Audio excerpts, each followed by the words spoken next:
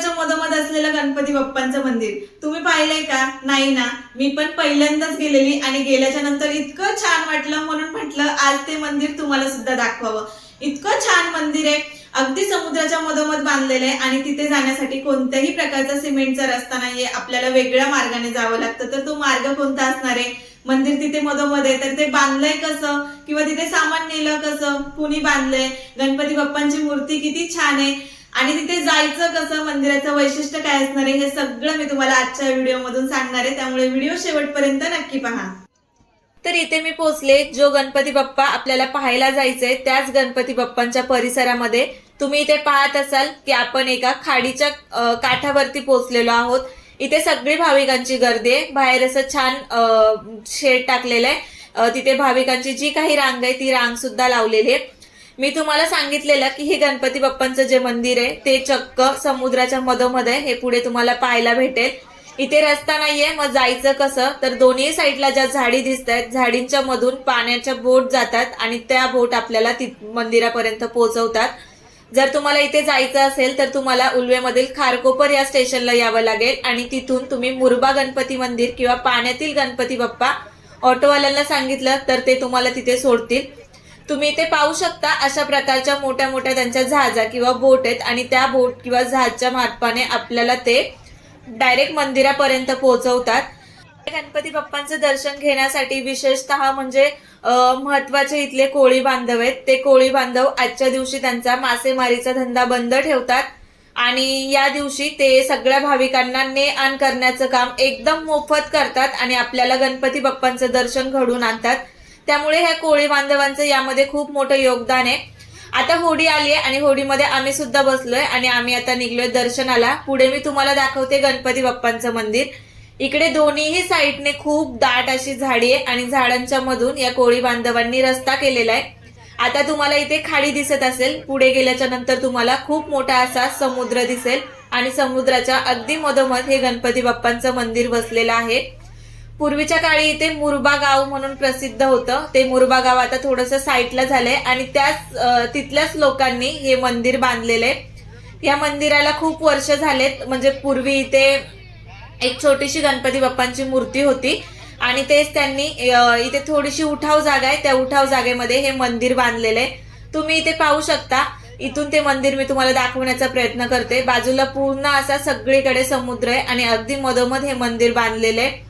तर या कोळी बांधवांनी हे मंदिर इथे बांधलेलं आहे. तर हे मंदिर बांधण्यासाठी सुद्धा जे काही सामान आहे किंवा जे काही तिथे बांधण्यासाठी लागणारी जागा आहे, शेड वगैरे झालं तर त्याची जे काही ने आणे ते ह्या होडीच्या द्वारेच त्यांनी करून तिथे ते मंदिर वसवलेलं आहे. इथल्या स्थानिक लोकांच्या श्रद्धेतून हे मंदिर तिथे छान असं बसलेलं आहे. कारण बऱ्याच लोकांची अशी मान्यता आहे की नवसाला पावणारे हे गणपती बाप्पा आहेत. त्यामुळे बऱ्याचशा शुभ कार्यांचं जी काही सुरुवात आहे ती ह्या गणपती बाप्पापासून केली जाते. तिथले लोक ह्या गणपती बाप्पांना खूप मानतात. त्यांच्या घरामध्ये कोणतंही शुभ कार्य असेल तर पहिलं इथे गणपती बाप्पांकडे जातात आणि तिथून ते काम चालू करतात. तुम्ही इथे पाहू शकता हे गणपती बाप्पांचं मंदिर आहे. आपण ह्या जहाजातून त्या मंदिरापर्यंत पोहोचतोय. बाजूला सगळीकडे तुम्ही पाहत असाल गणपती बाप्पांची जी काही पायरी चढायची पायरी आहे तिथपर्यंत हे पाणी पोहोचलेलं आहे. इथे ही गणपती बाप्पांची पायरी आहे आणि त्याच्या बाजूलाच लगेच होडी लागते. आणि आता मी तुम्हाला आतमध्ये गणपती बाप्पांचं मंदिर सुद्धा दाखवते. पूर्ण अगदी छोट्याशा गाभाऱ्यामध्ये छान अशी मनाला भावुक करणारी गणपती बाप्पांची मूर्ती इथे बसलेली आहे. आणि तुम्हाला कोणाला जर जायचं असेल तर तिथे तुम्हाला कसं जायचं हे मी सांगितलं. तुम्हाला इथे गणपती बाप्पांचं दर्शन घ्यायचं असेल तर हे गणपती बाप्पांचं मंदिर किंवा ही जी काही सेवा आहे ही फक्त चतुर्थीच्या दिवशी असते.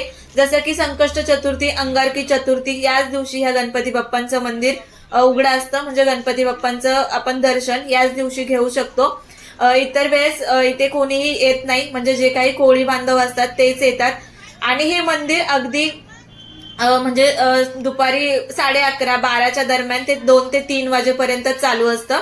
कारण समुद्राला भरती येते, ओहोटी येते, तो त्यांना टाइम माहीत असतो. त्याच टायमिंगनुसार हे लोक हे मंदिर इथे ओपन ठेवतात आणि जे काही भाविकांना म्हणजे दर्शन घ्यायचं किंवा जी काही सेवा आहे ती अगदी मोफत करतात. सोबतच तुम्ही इथे बघत असाल बाजूला एक शेड बांधलेलं आहे.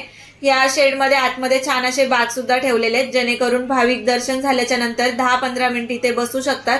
तुम्ही इथे बऱ्याच वेळ बसू शकता, परंतु जर जास्त गर्दी असेल किंवा पाणी फुल भरलेलं असेल तर त्यावेळेस जास्त टाइम इथे आपल्याला बसून देत नाहीत.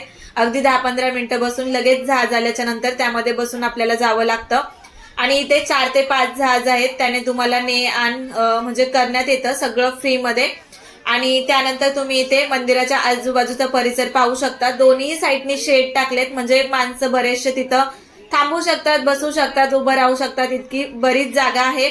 आणि सगळी सिक्युरिटी तिथे आहे. त्यानंतर जे लोक स्टार्टिंगला पहिल्याच होडीने येतात त्यांना इथे गणपती बाप्पांची आरती सुद्धा घ्यायला भेटते. गणपती बाप्पांचं मंदिर अगदी छोटंसं पण मनाला भावुक करणारं, निसर्गरम्य आणि अगदी शांत ठिकाणी आहे.